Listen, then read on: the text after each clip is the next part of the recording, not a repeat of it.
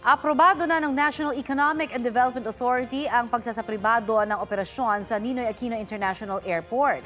Ayon kay NEDA Secretary Arsenio Balisacan, layo nitong matugunan ang kakulangan sa kapasidad ng passenger terminal at ang limitadong galaw ng mga eroplano.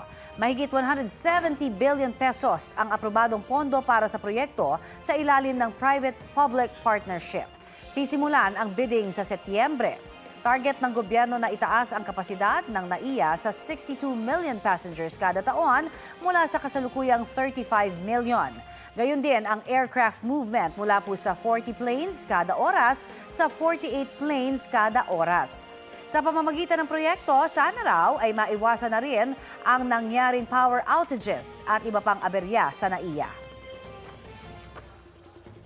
Aprobado na po ng NEDA ang pagsasapribado ng operasyon sa NAIA. Ano naman kaya ang say ng mga pasahero? May ulat on the spot si Joseph Morong. Joseph? Yes, Connie, nandito tayo ngayon sa Terminal 3, particularly sa arrival area. At marami nga sa ating mga kababayan ang nag-aabang syempre ng kanilang mga kamag-anak at kaibigan na uuwi at dadating dito sa Pilipinas. At alam mo yung Connie, yung airports ang sinasabi natin na unang muka na makikita ng kahit sino man na darating sa isang bansa.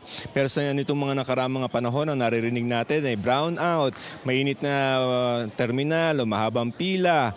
Pero baaning masolusyonan na yan dahil inapurbahan na nga ng National Economic and Development Authority o NEDA yung pagsasapribado ng NAIA or ng Ninoy Aquino International Airport sa halagang 170 billion pesos. Ito yung galing sa proposal ng DOTR at saka ng Manila International Airport. Gusto kasi ng airport na halimbawa dito sa Terminal 3 dagdagan pa yung mga signs kasi halimbawa yung mga sa arrival parang dalawa lang yata yung nakikita natin dito na parang yung window or yung device kung saan makikita na kung dumating na yung kanilang mga flights. At ayon sa MIA ay bukod dyan ay gusto nilang imbis sa moderno, syempre yung operasyon ng airport.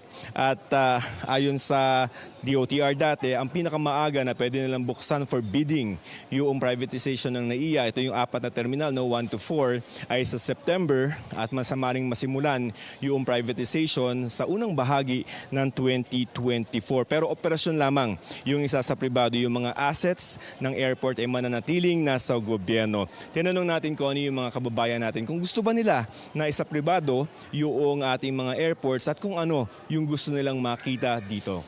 Narito ang nilang mga pahayag. A faster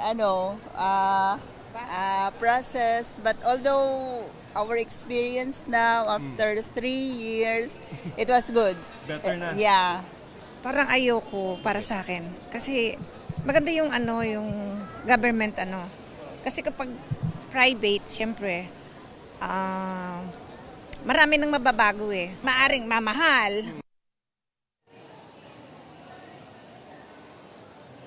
Connie, yung sa napag-usapan na namin dati ng DOTR yan sa ilang mga istorya natin before na kung sa terminal fee, 550 ngayon, kung masa sa privatized naman daw yan, ay hindi naman daw malalayo doon sa chinacharge doon sa iba pa mga private airports katulad sa Cebu at saka sa Clark na less than 1,000 pesos. Ngayon, merong isang consortium, yung Manila International Airport Consortium, yung MIAC, na nag-offer sa gobyerno na sila yung mag-privatize for 270 plus billion pesos for 25 years.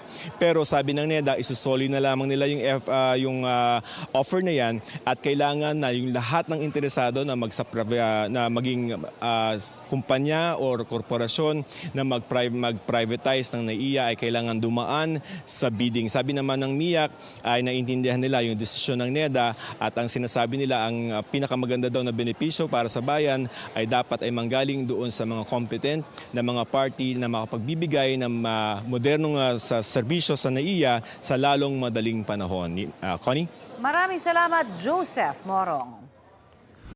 Maging updated sa mga maiinit na balita. Maaari pong mapanood ang Balitang Hali at iba pang award-winning newscast sa youtube.com/GMA News.